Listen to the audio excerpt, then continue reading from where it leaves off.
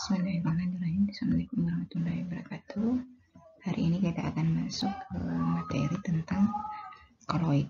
Jadi ada pengertian koloid, jenis-jenis koloid, sifat koloid, proses pembuatan dan manfaat. Yang pertama di bagian pendahuluan.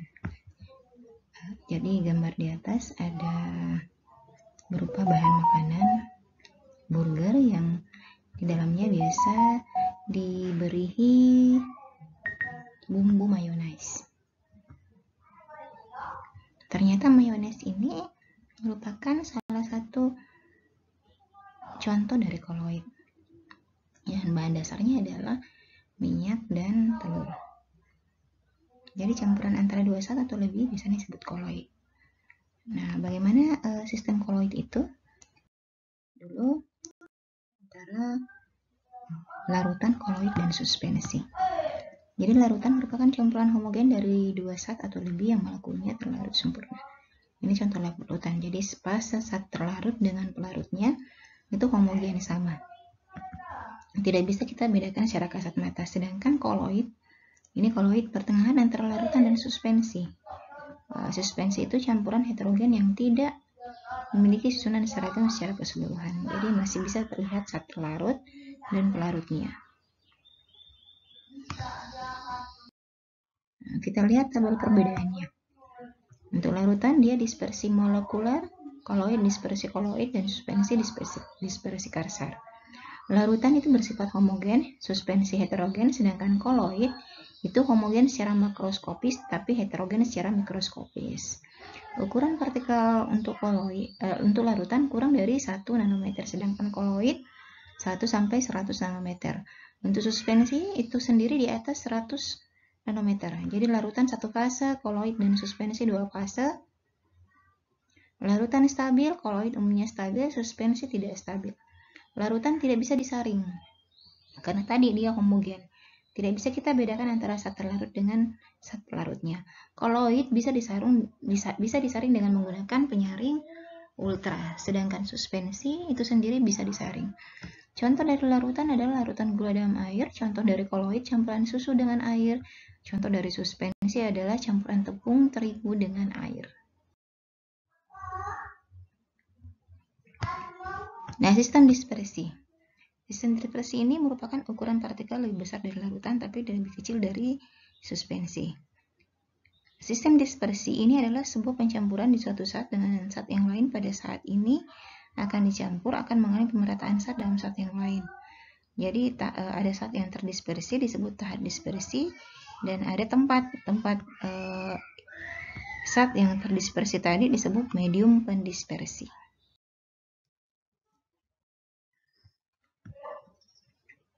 Jadi koloid tadi adalah campuran dua zat atau lebih yang tersebar secara merata dengan ukuran partikel terdispersi antara 1 sampai dengan 100 nanometer.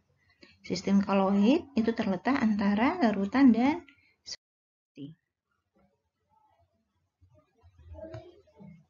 Jadi ada fase terdispersi yang merupakan terlarut dan fase pendispersi merupakan pelarut.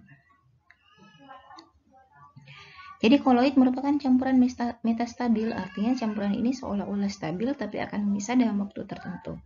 Ukuran partikel koloid sekali lagi 1 sampai dengan 100 nanometer. Jadi jenis-jenis koloid.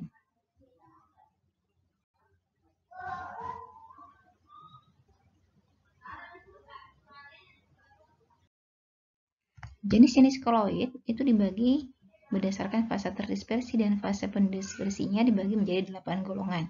Yang pertama fase terdispersi cair. Jadi fase terdispersi cair, fase pendispersi gas, cair, dan padat. Cair gas jenisnya aerosol, contohnya awan, kabut, hairspray. Kemudian cair-cair itu emulsi, contohnya santan, mayones, susu. Kemudian cair padat, contohnya emulsi padat. Jenis koloidnya emulsi padat, contohnya keju, margarin, jelly. Kemudian fase terdispersi gas, sedangkan fase pendispersinya adalah cair dan padat. Gas ke cair itu buih, kemudian gas ke padat adalah buih padat. Jadi atas ini buih cair, yang di bawah buih padat. Contoh buih cair, buih sabun, krim kocok. Buih padat, batu apung, styrofoam, karet busa.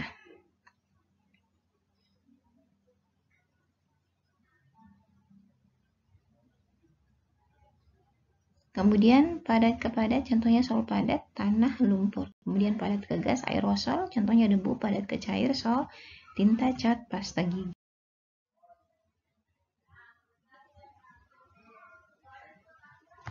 Nah, ternyata ini adalah semprotan nyamuk.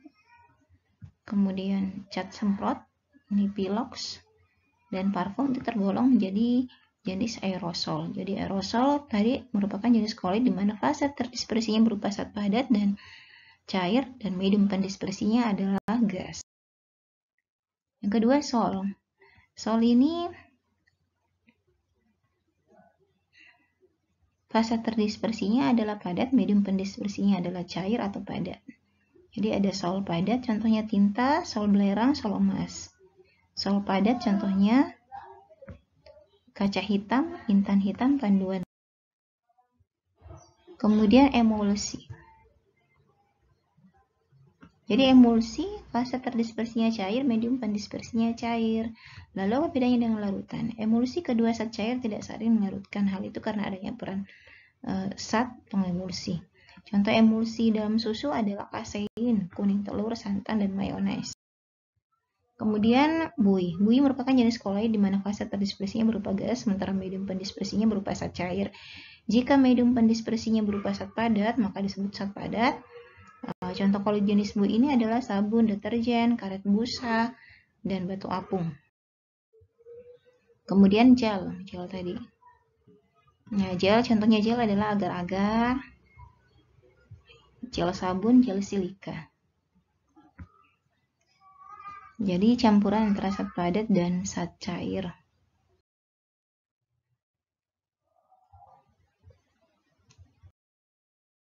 Sifat-sifat koloid.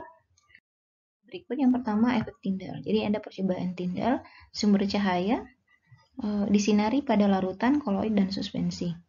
Ini larutan tidak tembus, sedangkan pada koloid terlihat sumber cahaya tembus, suspensi juga terlihat sumber cahayanya dapat menembus dari sumber cahaya tersebut terhadap larutannya itu sendiri.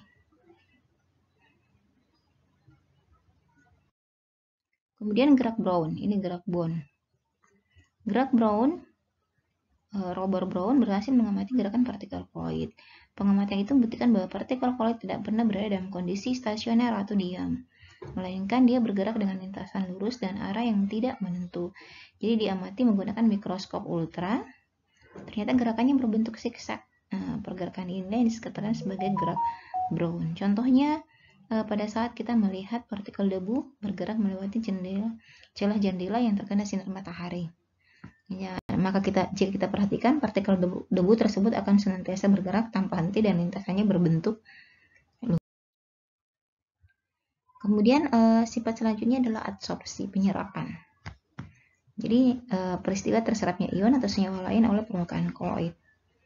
Contohnya pada penggunaan tawas. Tawas digunakan sebagai pencernih air karena memiliki kemampuan untuk menyerap polutan di dalam air. Selanjutnya muatan koloid. Jadi muatan koloid ada muatan positif dengan muatan negatifnya. Ini FeOH 3 kali Cl- ini dikelilingi oleh muatan negatif, di dalamnya adalah muatan positif. Itu dengan sol FeOH dikelilingi oleh PO4 3-.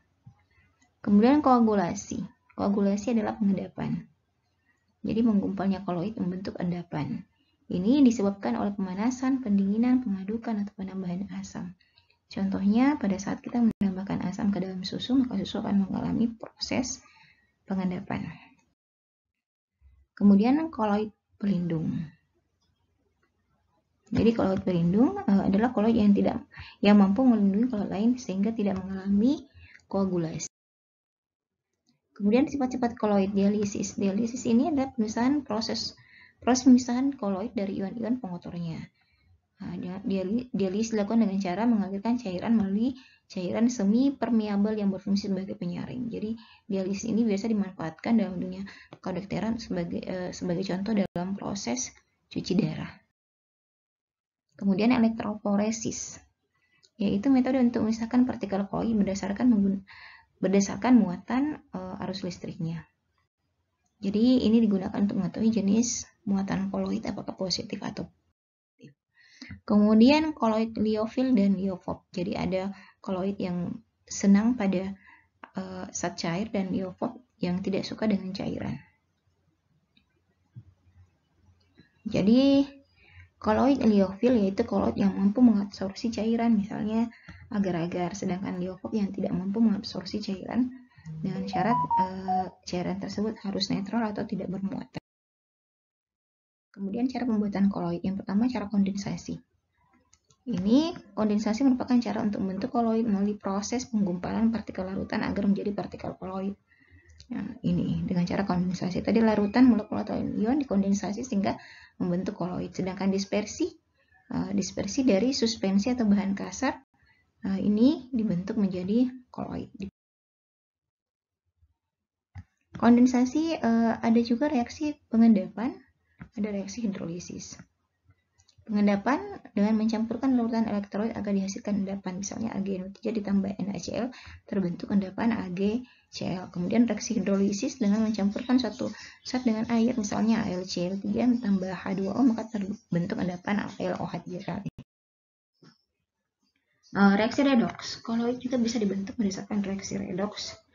Nah, di sini terlihat perubahan dari AU, di sini Cl biloxnya -1, ada 3 berarti -3, ya, berarti AU-nya +3. Di sini AU berdiri sendiri, berarti biloxnya 0. Dari +3 ke 0, berarti dia mengalami reduksi. Ini terjadi proses redoks. Kemudian pergantian pelarut. Ini maksudnya pada pembuatan gel kalsium asetat, di mana larutan kalsium asetat harus ditambahkan alkohol 96% agar terbentuk gel kalsium asetat. Kemudian reaksi pergeseran. Ini misalnya pada proses pembuatan sol AS2S3 dengan mengalirkan gas H2S ke dalam H3ASO3 encer pada suhu tertentu sehingga diperoleh AS2S3. Kemudian cara dispersi. Dispersi yang perkecil partikel suspensi menjadi partikel koloid. Jadi dipecah. Ini tadi suspensi kasar. Ini dipecah menjadi partikel koloid. Ya, cara pertama bisa menggunakan dengan cara mekanik. Jadi penggilingan atau penggurusan partikel suspensi sehingga menjadi lebih kecil dan lembut. Misalnya gumpalan tawas yang sudah digiling akan membentuk koloid saat dicampurkan dengan air. Kemudian karbon dihaluskan dengan penggilingan koloid agar dihasilkan tinta. Kemudian cara peptisasi. Peptisasi yaitu menambahkan ion sejenis sehingga partikel endapan akan mengalami pemecahan oleh zat kimia. Misalnya tadi sol FeOH3 dipeptisasi oleh FeCl3. Jadi penambahan ion sejenis. Ion sejenisnya adalah Fe. Sol NiS dipeptisasi oleh H2S. Berarti ion sejenisnya adalah S belerang. Karet dipeptisasi oleh bensin. Berarti ion sejenisnya adalah karbon. Kemudian dengan cara busur Bragg. Ini dilakukan dengan mencelupkan 2 kawat logam yang dialiri oleh arus listrik ke dalam air. Dengan demikian kawat tersebut akan membentuk partikel koloid berupa debu dalam air. Kemudian cara ultrasonik. Ini hampir sama dengan cara mekanik, hanya saja penghancuran partikel besarnya menggunakan gelombang ultrasonik. Kemudian manfaat koloid dalam kehidupan sehari-hari. Nah, ini dia contohnya pada sampo, pembersih wajah, deodoran, dan pelembab. Ini dalam dunia tekstil, membuat sol, dalam bentuk sol pembuatan warna pakaian. Kemudian dalam dunia farmasi, ini digunakan dalam proses pembuatan obat-obatan. Kemudian dalam industri kehidupan sehari-hari, bisa dalam industri sabun maupun deterjen. Kemudian yang terakhir dalam hal makanan. Jadi makanan bisa ditemukan dalam kecap, saus, susu, mayones, mentega, dan sebagainya. Nah, ternyata untuk ini koloid lebih berkembang lagi, ternyata bisa digunakan dalam proses mengidentifikasi DNA dengan metode elektroforesis. Oke, demikian untuk koloid. Mudah-mudahan bermanfaat bagi anakku sekalian. Ibu akhiri dan mengucapkan wabillahi taufiq wal hidayah. Wassalamualaikum warahmatullahi wabarakatuh.